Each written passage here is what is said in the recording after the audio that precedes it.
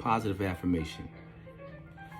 My fears in life are dissolved by my faith. I choose to acknowledge God and the universe in my life. Now, depends on your religion, what you worship, what you believe. You can say, I choose to acknowledge God in my life and leave it at that. Whatever works for you. But this is a positive affirmation that I am starting to use every day, all day in my life, along with other ones, like I can accomplish anything. What I am seeking is also seeking me. And another one, I don't chase, I attract. What belongs to me will simply find me. Stuff like that. But this one right here, my fears in life are dissolved by my faith. I choose to acknowledge God and the universe in my life. That one jumped out to me and grabbed me, and it's one of the ones I've been saying all day, every day for the past couple of days, as a matter of fact. Positive affirmations, like I said, that self-talk I was talking about. You have to talk to yourself a little more kind. Be nice to yourself. That advice, like I said last time, that you give your friend, those kind words that you give your friend, give yourself some kind words. Speak some stuff into existence. Say those affirmations and say it with emotion. You have to feel it. You have to feel that.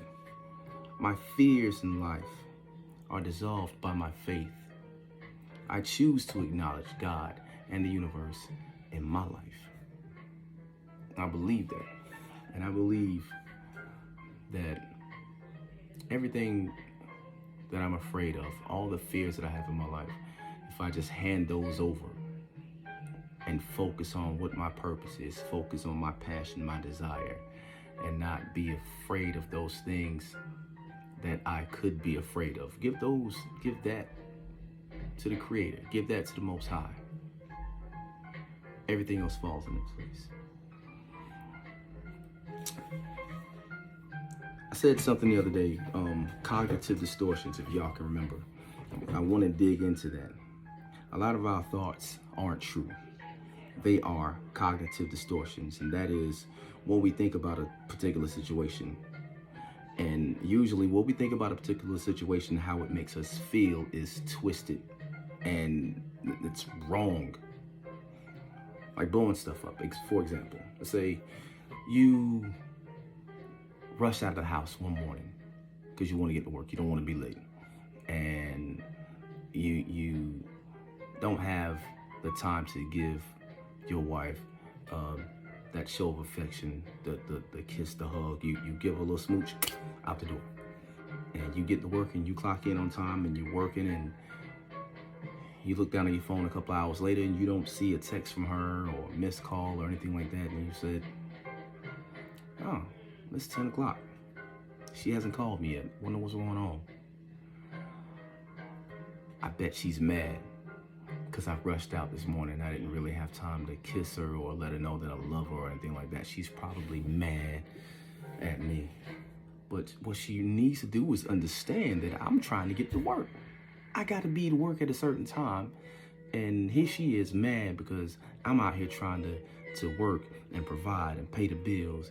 And she's mad because of something simple. Like what you're doing is you're blowing something out of proportion. You are jumping to conclusions. A cognitive distortion. Jumping to conclusions. When you don't stop to think about the facts, you go off your feelings and your fears in that moment. Jumping straight to the conclusion, which is the end. Jumping straight to the conclusion that seems most plausible to you. And remember, plausibility is subjective. It's not something that's set in stone. So that scenario that you're creating in your head is yours and yours alone. And you're upset. Now you're mad because you think she's mad for no reason, when in actuality, we don't know what's going on. She's probably just tired. You left and she got on your side of the bed and went to sleep. And then she probably got up, found her something to do. And she's like my wife, her phone is in the bedroom and she's in the kitchen, not worried about that phone. She knows where you are. She ain't worried about what you're doing. But you just created a situation in your head to be mad about without even knowing what the facts are.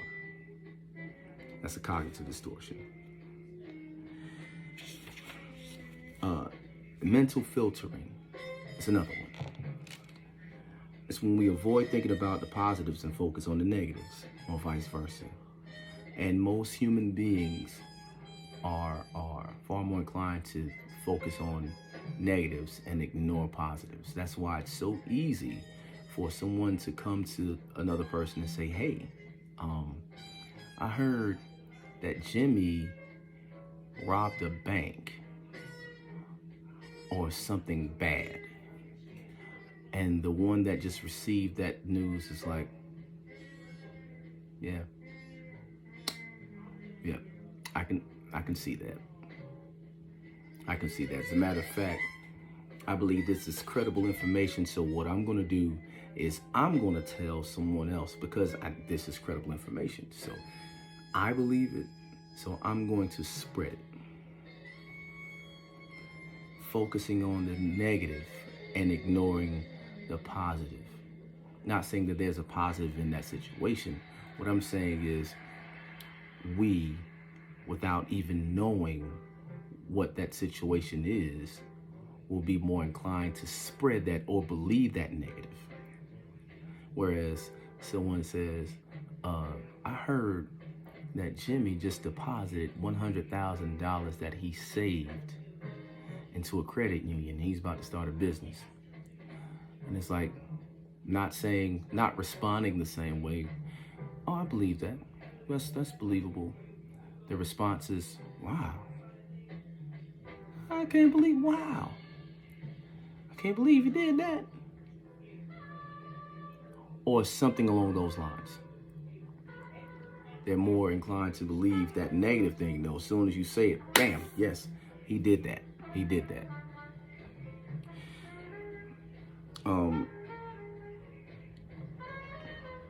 The various cognitive distortions often occur together. Mental filtering, jumping to conclusions. That's usually they're bedfellows. They're usually together.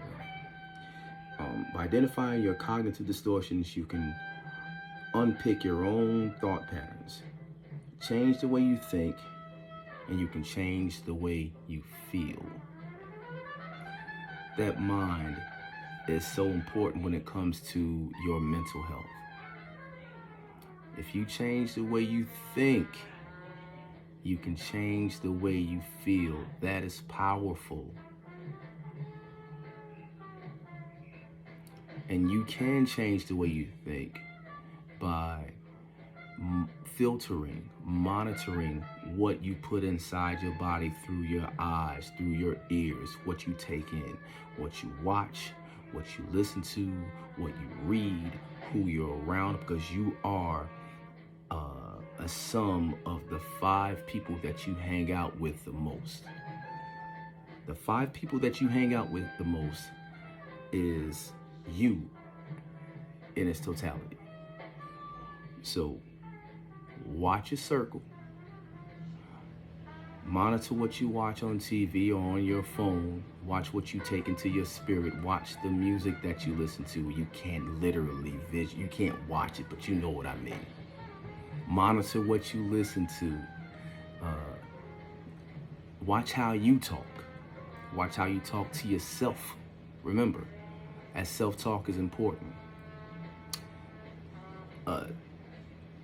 Find some positive affirmations to say in the morning, at night, throughout the day. Something to say to yourself.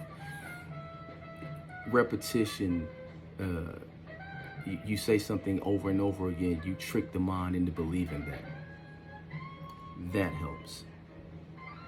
So let's change how we think so we can change how we feel. We change how we feel, we can end a lot of this depression and anxiety. So I'm gonna end the video right here. Thank y'all for checking in with me. Let me know what you think in the comments. And as always, hold it down and to the left. Peace.